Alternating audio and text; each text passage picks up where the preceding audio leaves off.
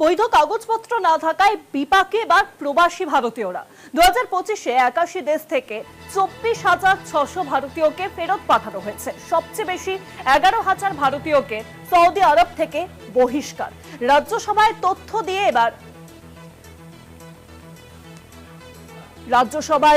দিয়ে এবার জানানো হয়েছে বিদেশ মন্ত্রকের তরফে বৈধ কাগজপত্র না থাকায় বিপাকে প্রবাসী ভারতীয়রা। আরো জানবো, ফোন লাইনের সঙ্গে রয়েছেন প্রতিনিধি শাশ্বতী রায়। শাশ্বতী, বৈধ কাগজপত্র না থাকায় বিপাকে প্রবাসী ভারতীয়রা, তথ্য দিয়ে এবার কিন্তু জানানো হলো বিদেশ মন্ত্রকের তরফে।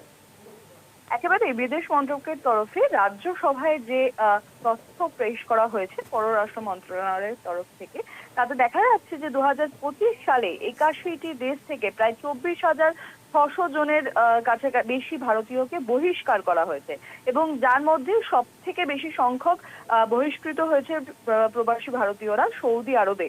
প্রায় 12 মাসে 11,000 জনেরও বেশি ভারতীয়কে বহিষ্কার করা হয়েছে সৌদি আরব থেকে। তবে এর অন্যতম কারণ হচ্ছে যে ভিসা বা বসবাসের যে অনুমতি তার মেয়াদ উত্তীর্ণ হয়ে যাওয়া, অবৈধ ওয়ার্ক পারমিট এবং শ্রম আইন লঙ্ঘন করা, এছাড়াও দেওয়ানি এবং ফৌজদারি মামলায় জড়িত থাকা বা যে সমস্ত নিয়োগ সংস্থার সঙ্গে তারা কাজ করছেন সেখান থেকে পালিয়ে যাওয়া।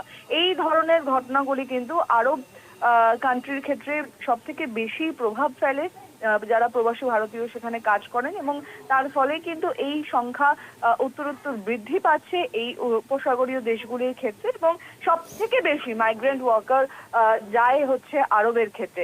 সেখানের যে আর্থিক লেনদেন তার চেয়ে অনেক বেশি উপার্জনের আশায় তাদের গন্তব্য হয়ে ওঠে সৌদি আরব এবং সেখান থেকেই দেখা যাচ্ছে যে গত 5 বছরের যে পরিসংখ্যান মিলেছে তাতে সর্বাধিক হয়েছে সৌদি আরব থেকে প্রবাসী ভারতীয়দের বহিষ্কারের সংখ্যা এবং এবছর 2025 সালে যুক্তরাষ্ট্র থেকে প্রায় 3,800 জন ভারতীয়কে বহিষ্কার করা হয়েছে। তারা সকলেই বেসরকারি কর্মচারী এবং তার পেছনেও কিন্তু বেশ কিছু গুরুত্বপূর্ণ বিষয় রয়েছে, যার মধ্যে ভিসার অনুমতি, ভিসা উত্তীর্ণ হয়ে যাওয়া, বিভিন্ন যে দিকগুলি সেগুলির উপর যে কড়া পদক্ষেপ ট্রাম্প প্রশাসনের তরফ থেকে সাম্প্রতিক যে পদক্ষেপগুলি নেওয়া হয়েছে সেক্ষেত্রে তার কারণেই কিন্তু এই যে পরিসংখ্যান তা ইতিমধ্যেই উঠে এসছে।